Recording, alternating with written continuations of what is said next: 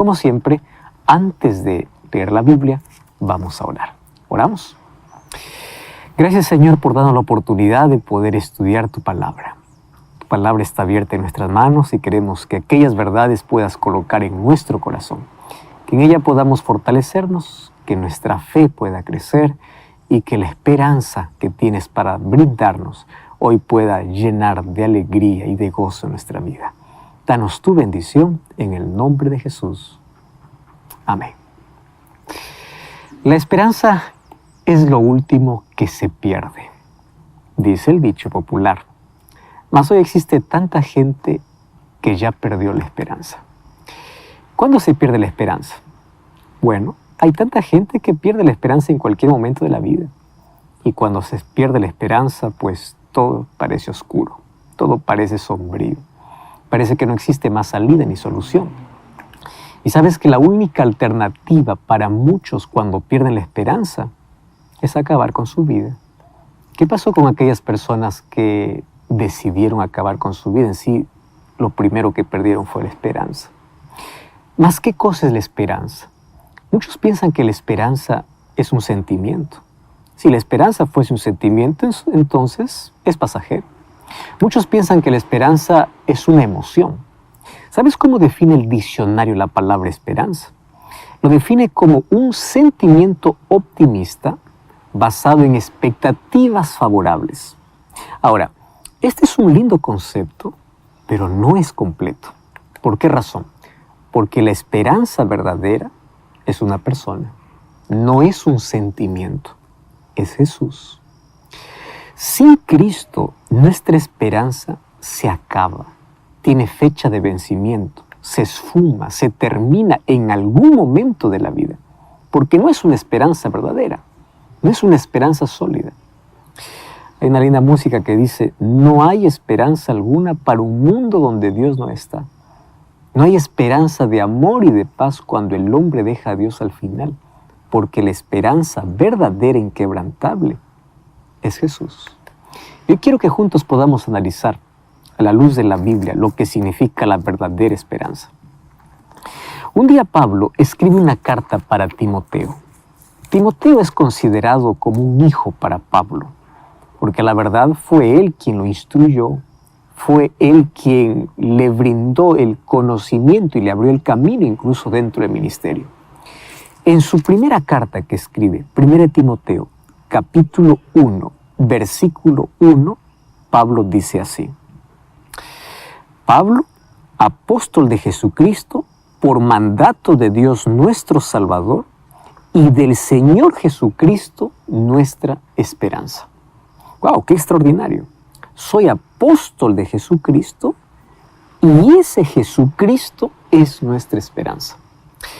Este es el mensaje central de la palabra de Dios. Fuera de Jesús no hay ni habrá alguien que pueda llenar la vida de esperanza. Pueden venir promesas políticas, puede haber entretenimiento, puede venir la ciencia, la filosofía, lo que quieras. Nada podrá llenar el corazón de esperanza si no fuere Cristo. Todos los seres humanos nos movemos en base a la esperanza. Infelizmente, aquella esperanza por el cual el ser humano se mueve, a veces se acaba. ¿Por qué? Porque la mayoría de veces nuestra esperanza está basada en promesas humanas. ¿En qué se basa? En la ciencia, en la tecnología, en políticos, mas no en Dios. Y es allí donde nuestra esperanza se quiebra, se termina. Para descubrir la verdadera esperanza, tenemos que abrir el libro de la esperanza. Y es la Biblia. Cuando creas que tu esperanza está acabando, abre la Biblia. Y si tienes esperanza, fortalece tu esperanza en la Biblia. La Biblia habla acerca de la esperanza. Salmos capítulo 42, versículo 1 y versículo 11, habla sobre en quién necesitamos realmente esperar. Mira lo que dice el libro de Salmos. Salmos capítulo 42, versículo 11. A la verdad, versículo 5 y el versículo 11 es lo mismo. Sería bueno leer estos dos versículos y mira lo que dice. ¿Por qué te abates, oh alma mía, y te turbas dentro de mí? Espera en Dios, porque aún he de alabarle salvación mía y Dios mío. Lo curioso es que David repite este mismo concepto al finalizar este capítulo. Y dice así: ¿por qué te abates, oh alma mí? ¿Por qué te turbas dentro de mí? Espera en Dios. Qué interesante. Él mismo se está hablando. Espera en Dios. ¿Por qué te turbas? ¿Por qué te abates? Para un corazón afligido y una mente abatida, todo lo que necesita saber es que su esperanza necesita estar en el lugar correcto. Y el lugar correcto siempre será Dios. Ya te mencioné que todos nos movemos basados en esperanza. Los pacientes van a un hospital guardando la esperanza de salir sanados. Los padres llevan a sus hijos a la escuela con la esperanza de que el conocimiento les ayude a desarrollarse en la vida. En un altar una pareja comienza un nuevo camino con la esperanza de caminar unidos para siempre. O sea, es por la esperanza que nos movemos, estudiamos, trabajamos, avanzamos. Por eso es que cuando perdemos la esperanza parece que la vida termina. ¿Por qué razón? Porque nos movemos en base a la esperanza. Ahora, a veces toda nuestra esperanza se pierde. ¿Por qué razón? La medicina que el médico te recetó no tiene el efecto esperado. La persona en quien pusiste tu esperanza falló esa promesa, se rompió la promesa. Por eso es que cuando depositamos nuestra esperanza en un ser humano, siempre decepciona, siempre termina, siempre acaba. Allí viene David y dice: yo voy a aprender a esperar en Dios. Yo no espero en la política, no espero en la riqueza, no espero en el poder. ¿Por qué te abates? ¿Por qué te turbas? Espera en Dios. Yo espero en Dios. Es eso lo que está diciendo aquí David. Ahora, ¿en qué está esperando el mundo? El mundo espera que la ciencia pueda resolver los problemas humanos. Y cada vez la espera se hace mayor. Y las circunstancias no mejoran, se agravan. Por eso es que la esperanza verdadera siempre estará en Dios. Si tu esperanza está en Él, tú puedes seguir confiando, porque Él no falla sus promesas. Sus promesas siempre se cumplen. Ahora, es Dios quien coloca la verdadera esperanza en la vida. Mira lo que dice el libro de Romanos, capítulo 15, versículo 13. Romanos capítulo 15, versículo 13, dice así: y el Dios de esperanza os llene de todo gozo y paz en el creer, para que abundéis o seáis ricos en esperanza por el poder del Espíritu Santo. ¿Ya te diste cuenta? ¿Quién hace que nuestra esperanza nunca termine? Siempre será Dios. Por eso la esperanza no es lo último que se pierde. Ella se pierde cuando sacamos a Dios de nuestra vida. ¿Entendiste? Yo quiero ilustrarte en qué momento el ser humano pierde la esperanza y cómo la esperanza puede ayudarte en los momentos más críticos de la vida. Hay una historia narrada en el libro de Hechos capítulo 27. Y yo quiero que juntos podamos analizar esta historia porque tiene tanto para decirnos hoy. Hechos capítulo 27, a partir del versículo 13 en adelante, es la historia de cuando Pablo está siendo llevado para Roma. Y fíjate que aquí ocurre algo inesperado en ese viaje. A partir del versículo 13 dice que mientras ellos estaban allí en alta mar, sopló una brisa del sur y pareciendo que ya tenían lo que deseaban, levaron anclas y iban costeando Creta. Pero no mucho tiempo después dio contra la nave un viento huracanado llamado Euroclidón. Siendo arrebatada la nave, no pudiendo poner a proa el viento, nos abandonamos a él y nos dejamos llevar. Y habiendo corrido a sotavento de una pequeña isla llamada Clauda, con dificultad pudimos recoger el esquife. Versículo 20 dice que no apareció ni sol ni estrellas por muchos días. Y todos esos días estaban siendo acosados por una tempestad. ¿Y sabes qué dice el versículo 20? Que habían perdido toda esperanza de salvarse.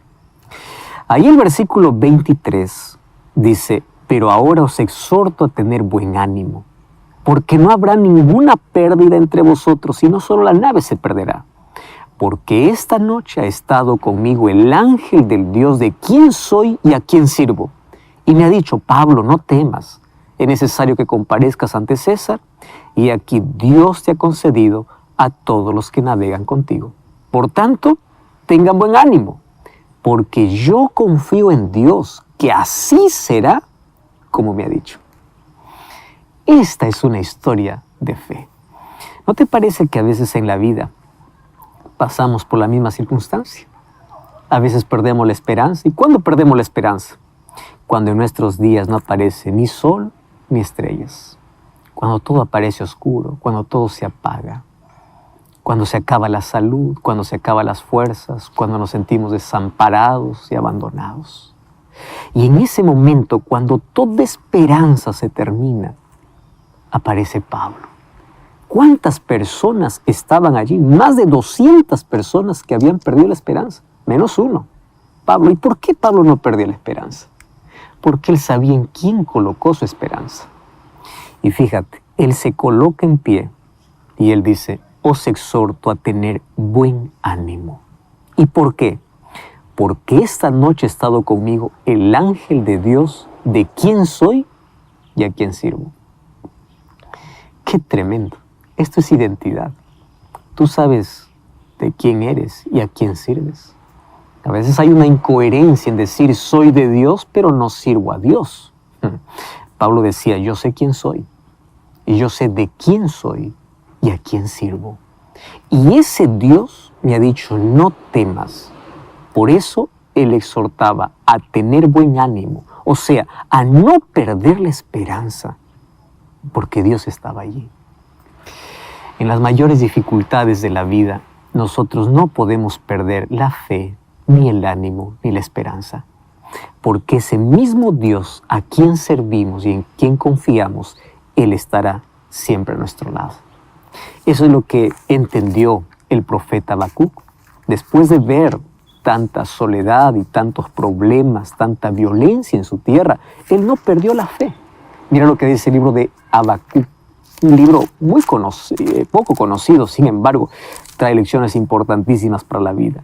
Versículos 17 y 18 dice así, aunque la higuera no florezca, ni en las vides haya frutos, aunque falte el producto del olivo y los labrados no den mantenimiento y las ovejas sean quitadas de la majada y no haya vacas en los corrales, con todo yo me alegraré en Jehová y me gozaré en el Dios de mi salvación.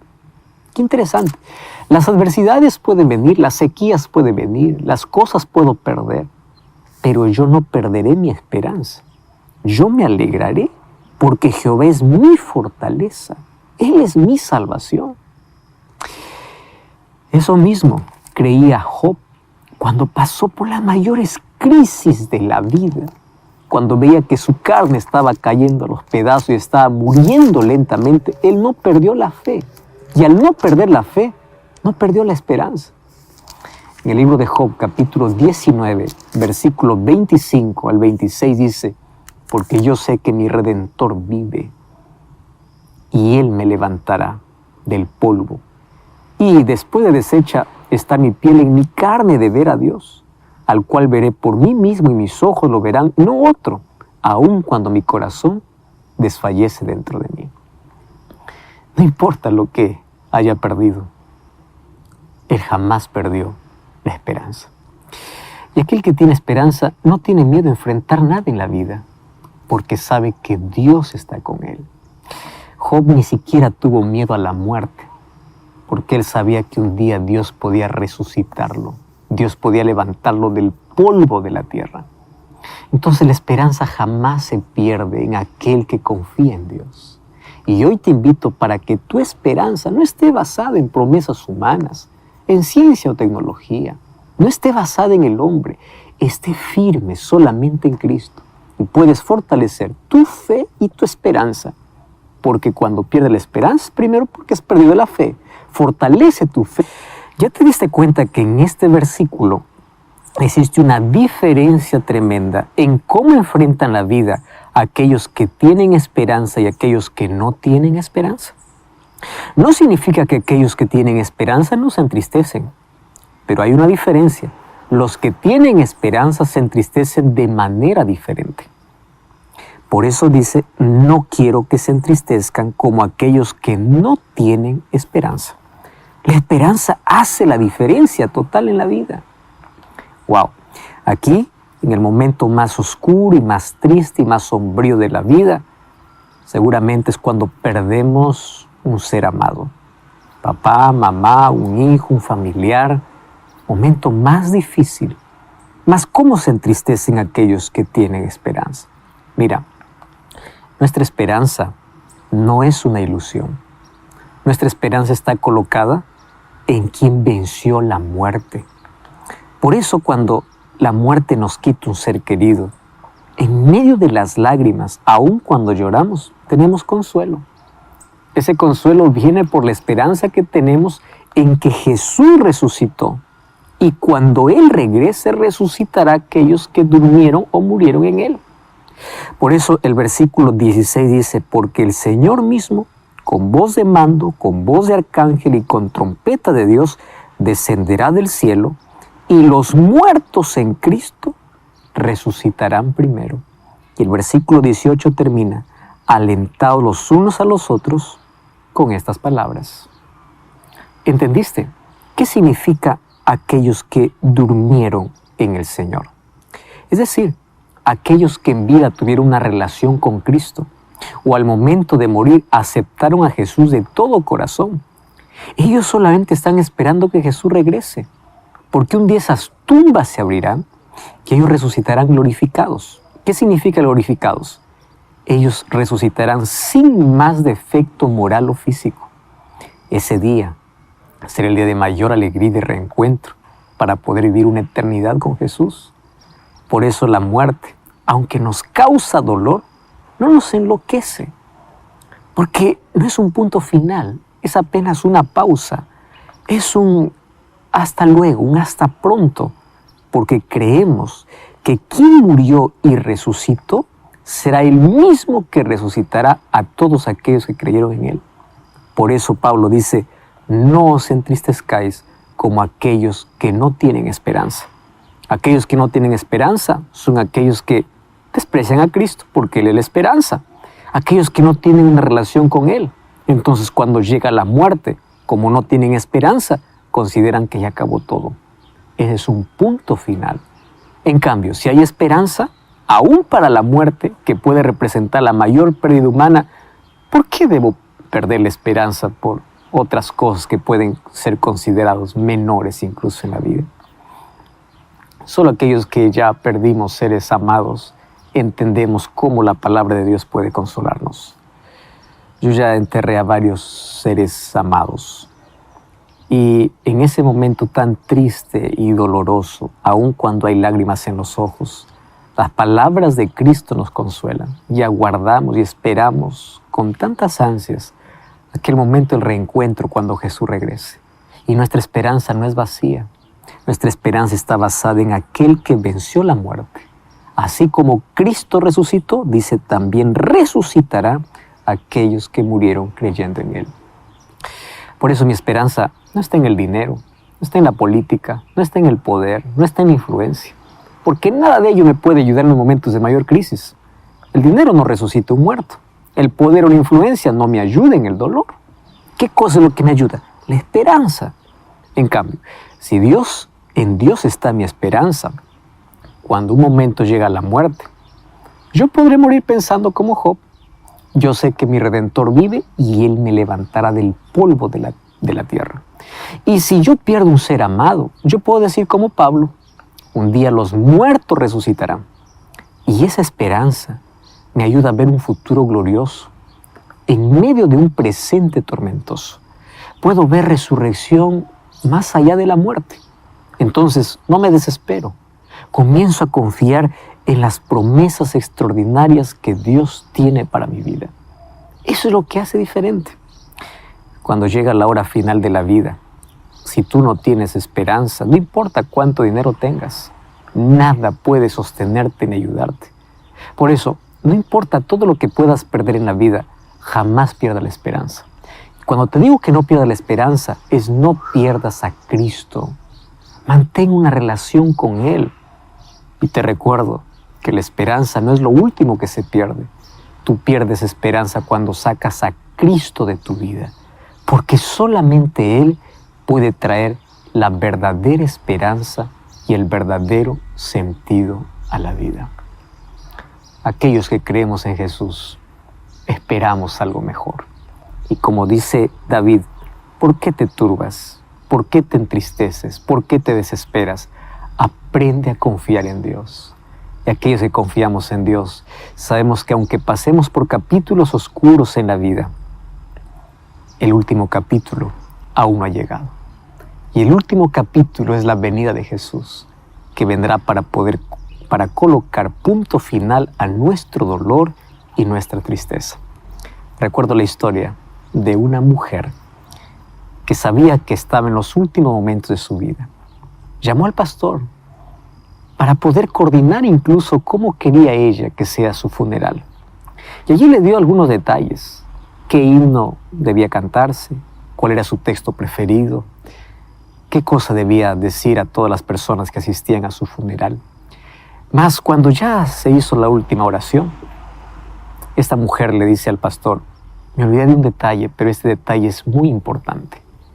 Yo quiero que cuando esté en el ataúd, usted pueda colocar en mi mano derecha un tenedor. El pastor se quedó muy asombrado. Era un pedido totalmente inusual. ¿Cómo es posible? Ya está bien los textos bíblicos, los cantos, las cosas que quieres que la gente te recuerde. ¿Mas por qué un tenedor? Y él le dice: pastor, ese es un detalle muy importante. Ahora le voy a contar por qué. Mientras yo podía servir a Dios en la iglesia, yo siempre estuve involucrada en la cocina, dando de comer para las diversas actividades, cocinando para las personas que llegaban.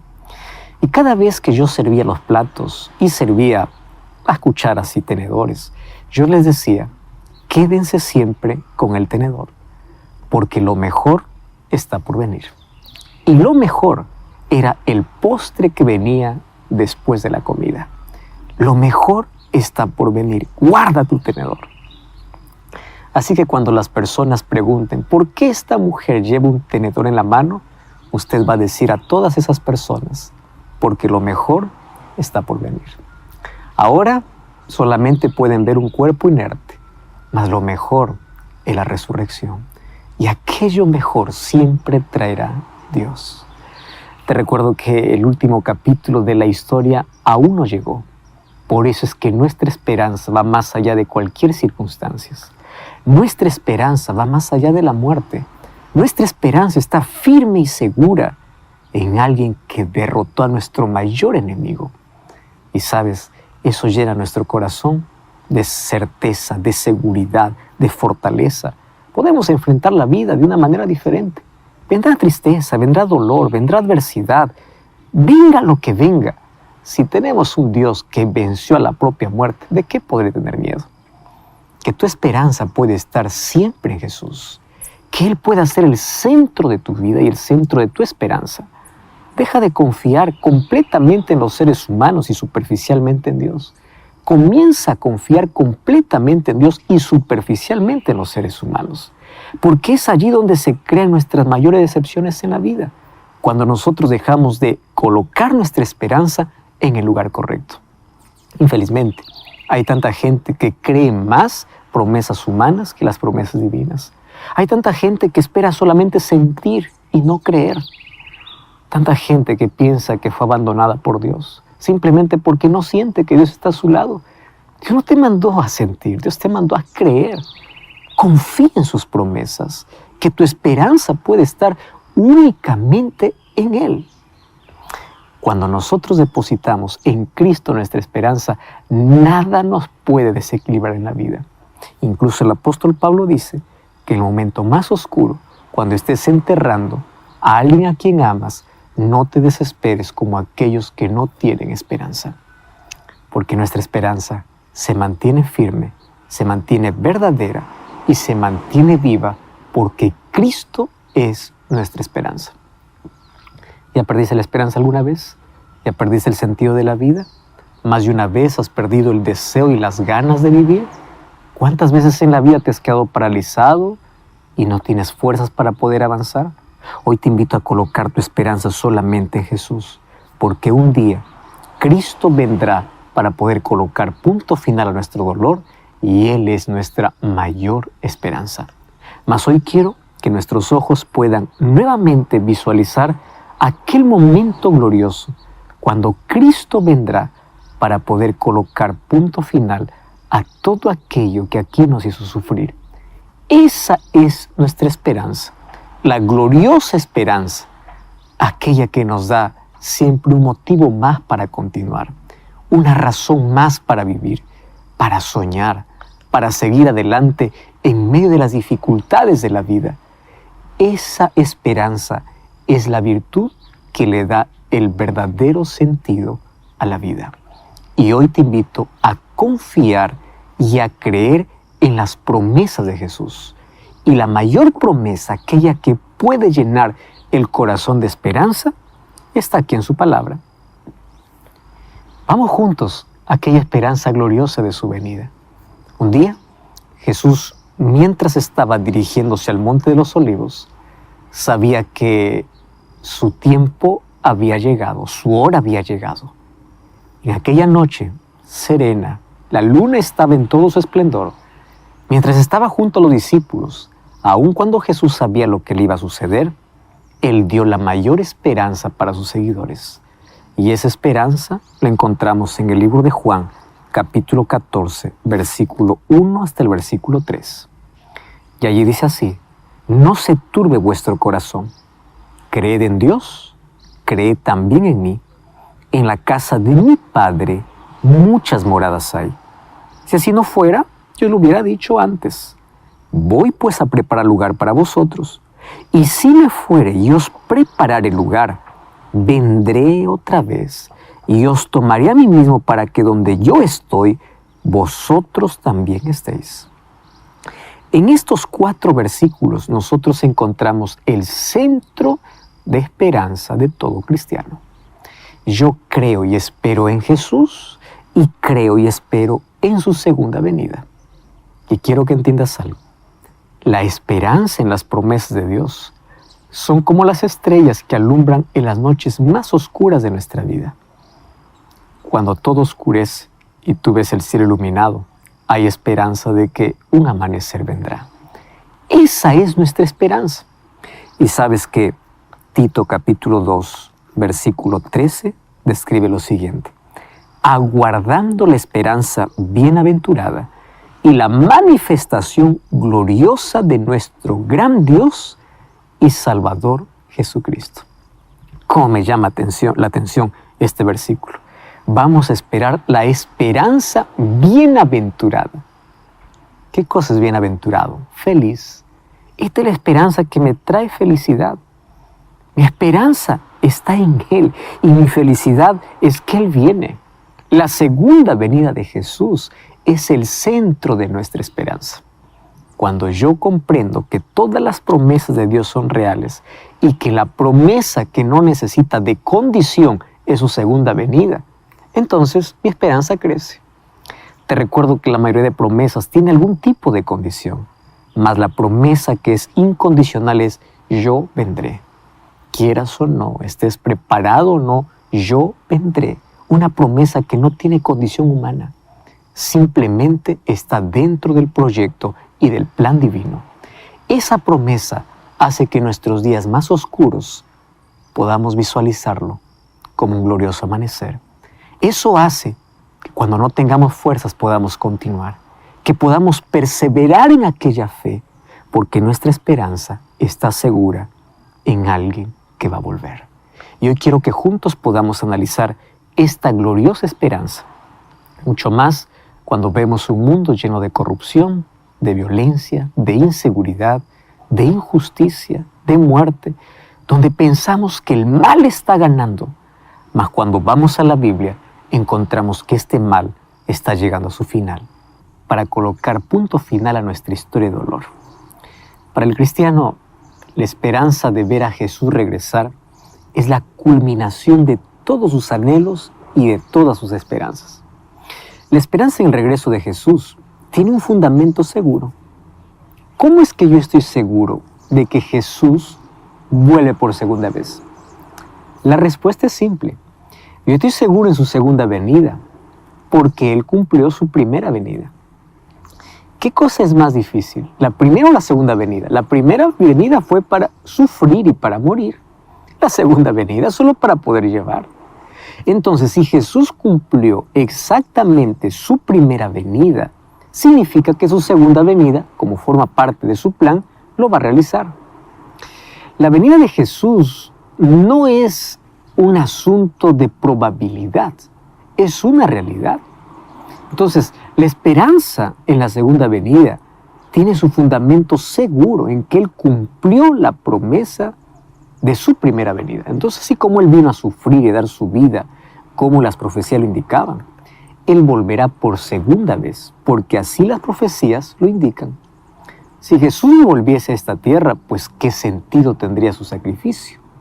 Te recuerdo que la victoria lograda en la cruz se completará solamente cuando Cristo vuelva en gloria y majestad.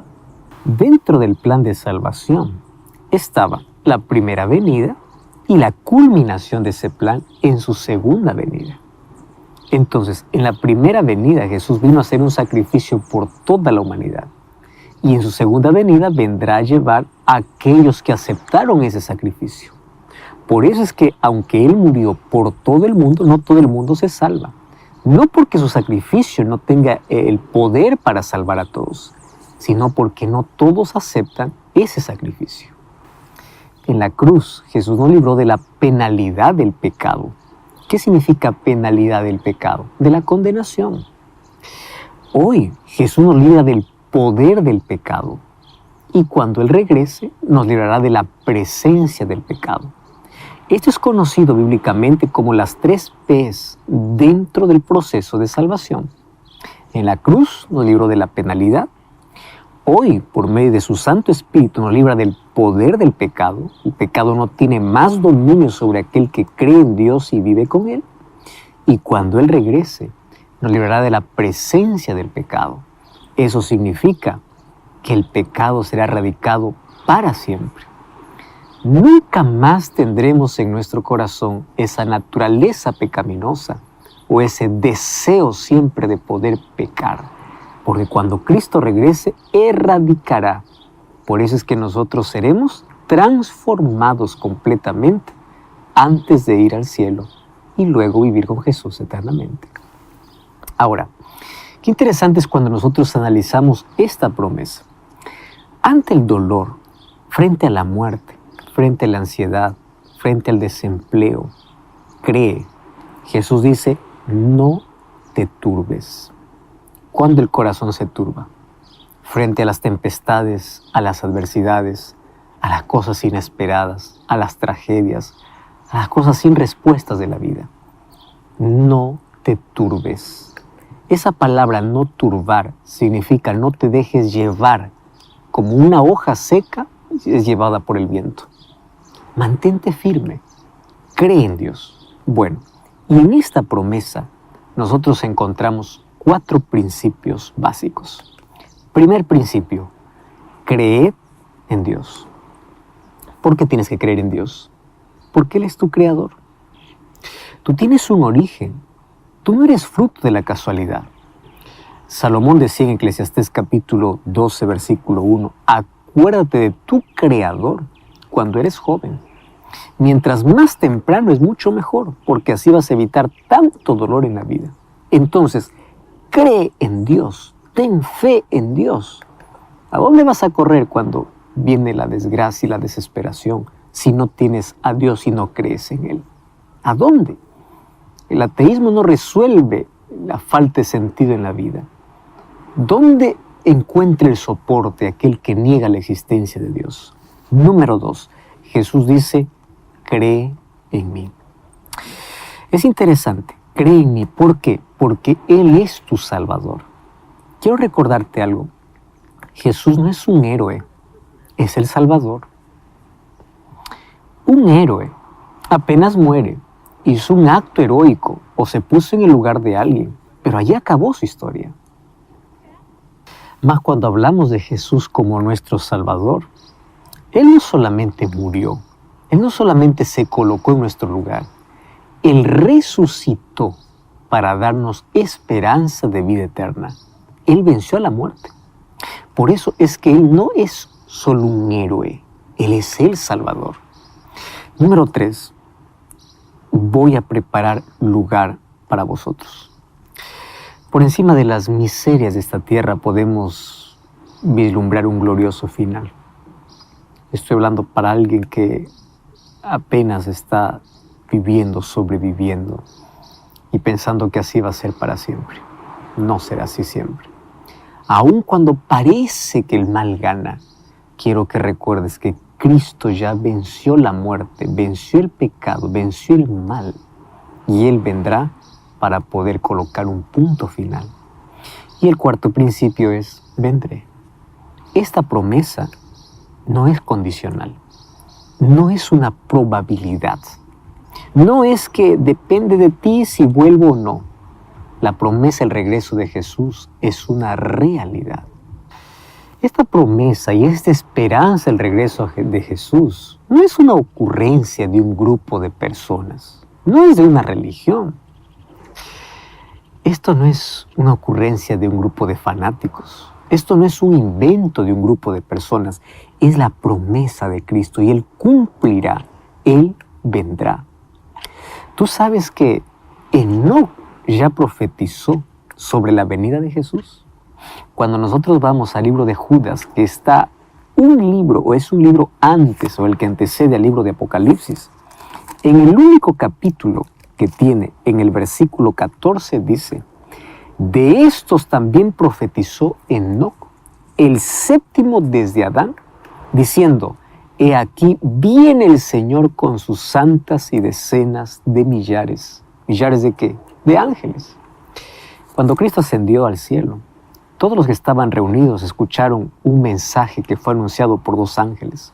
En el libro de Hechos capítulo 1, versículo 11, dice así, varones Galileos, ¿por qué estáis mirando al cielo?